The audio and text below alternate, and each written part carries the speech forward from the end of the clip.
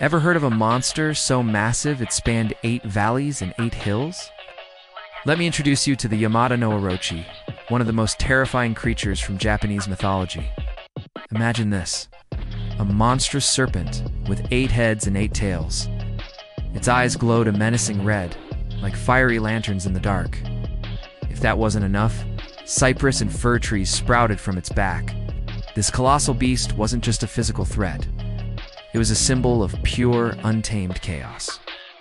The ancient texts, the Kojiki and Nihonji, tell the legendary tale of how the heroic god Susanoo finally faced and defeated this multi-headed menace.